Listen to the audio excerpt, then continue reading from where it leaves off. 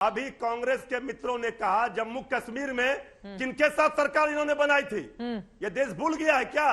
PDP के साथ। जब आपको सहूलियत होगी, ये बोल रहे हैं कि छोड़ दिया फिर संविधान का, लोकतंत्र और सुरेंद्र राजपूत से पूछ रहे हैं कि क्या आप सैफुद्दीन सोज और सलमान सोज को छोड़ेंगे इसी मुद्दे पर?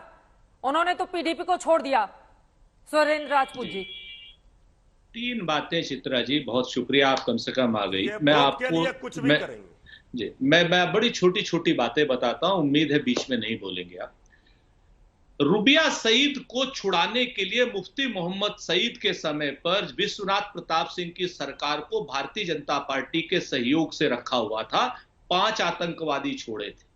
कंधार ये लोग लेकर के गए थे आतंकवादियों को, आपके सामने है, और कितने लाख डॉलर लेकर के गए थे वो भी।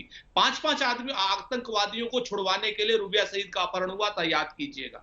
इसके बाद भारतीय जनता पार्टी राजस्थान पे आ जाती। मैं बहुत लंबी चौड़ी इसलिए नहीं बात करता हूं कि आतंकवाद की बात करने में हमें दर्द होता है। मैं आपको राजस्थान की बात बताता हूं, सिर्फ एक लाइन की बात बता रहा हूं कि भारतीय जनता पार्टी के लोग येन केन प्रकारेण आग लगा करके लोगों की खून की होली खेल करके, चाहे वो भीलवाड़ा में हो, चाहे वो किसी करेली में हो, हर जगह पे सांप्रदायिक दंगा फैला करके चुनाव जीतने की तैयारी में लगे हुए हैं, जो कि सफल नहीं होगा।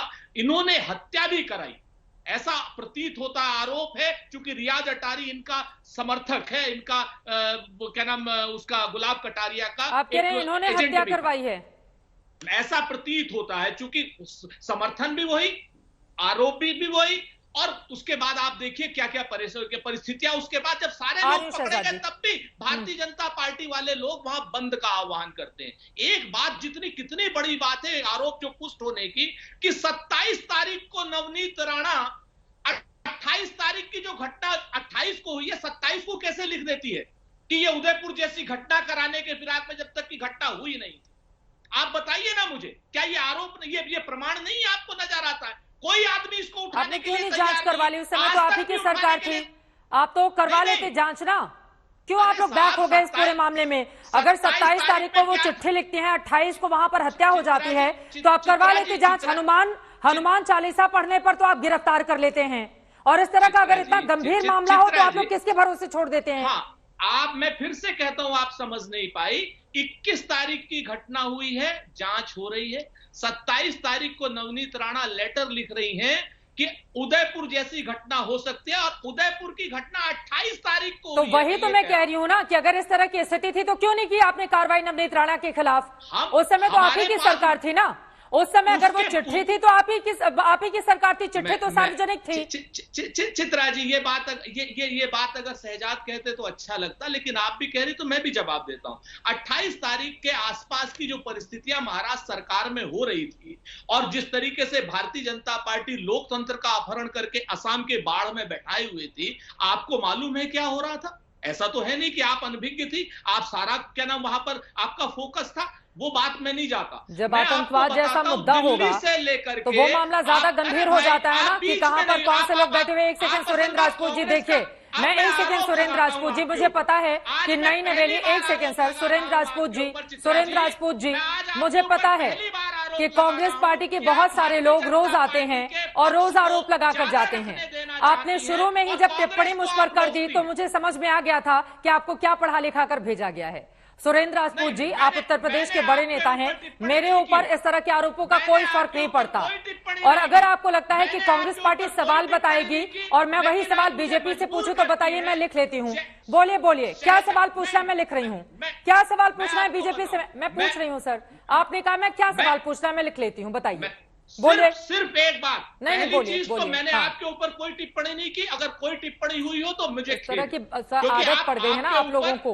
एंकर के ऊपर मत जाइए, आतंकवाद जैसा गंभीर मुद्दा है और पूरा देश ये सवाल पूछ रहा है। एक सेकंड सर, क्यों नहीं बोलूंगी मैं डिबेट में? यहाँ पर आप स्पीच देने थोड़ी ना है किसी भी पार्टी की रैली में। बिल्कुल बोलूंगी। क्यों नहीं बोला मैंने शहजाद पूनावाला के बीच में? एक सेकंड सुरेंद्र राजपूत जी, प्लीज ये रोना, यहाँ पर रोना बंद कर दीजिए। ये रोना बंद कर दीजिए सुरेंद्र राजपूत जी। हम इतने गंभीर मुद्दे पर यहाँ पर डिबेट कर रहे हैं, लेकिन मुझे आपकी बातों पर सिर्फ हंसी आ रही है, और मैं हंस भी नहीं सकती क्योंकि मुद्दा बेहद गंभीर है। इसलिए सुरेंद्र राजपूत जी मेन मुद्दे पर आइए, मेन मुद्दे पर आइए, मेन मुद्दे पर आइए प्लीज। का जवाब पूछ लीजिए शहजाद जी से कि नवनीत राणा ने जब 28 तारीख को उदयपुर की घटना हुई है, 27 तारीख को कैसे उस लेटर में लिख दिया कि उदयपुर जैसी घटना है 21 तारीख की? बोलिए शहजाद क्या ये पूनावाला जी। आरोप के लिए पुष्ट नहीं है? ठीक है, पर अगर ये जवाब दे दे तो ठीक है। शहजाद पूनावाला जी बात करते हैं आतंकवाद पर। मजाक चित्रा जी मैं जवाब दे सकता हूँ? हाफिज सईद को भेजा, चित्रा जी मैं जवाब दे सकता हूँ क्या? अब क्या मैं जवाब ले लूं सुरेंद्र जी? जवाब आपकी इजाजत हो तो क्या मैं जवाब ले लूं उनसे, या भी आपको और बोलना है?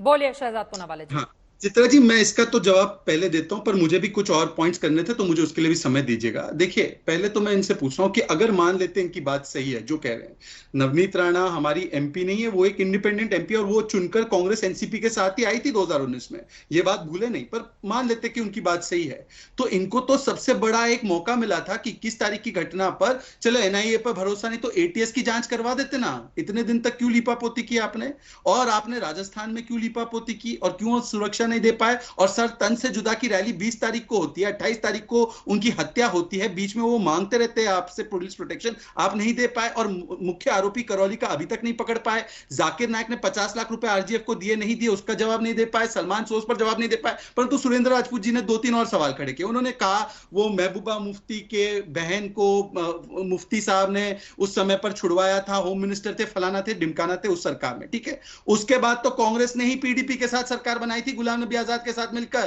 तो क्यों बनाई भाई उनके साथ सरकार? और आज भी यशवंत सिन्हा आपके कैंडिडेट पीडीपी के साथ है, वहां पर समर्थन मांगने गए, तो क्यों मांग रहे हैं उनका समर्थन भैया यशवंत सिन्हा जी? उनको बोलिए कांग्रेस का कैंडिडेट है वो ऑपोजिशन प्रेसिडेंट के, उनको बुला लीजिए वापस। एनसी और पीडीपी का समर्थन क्यों मांग रहे हैं?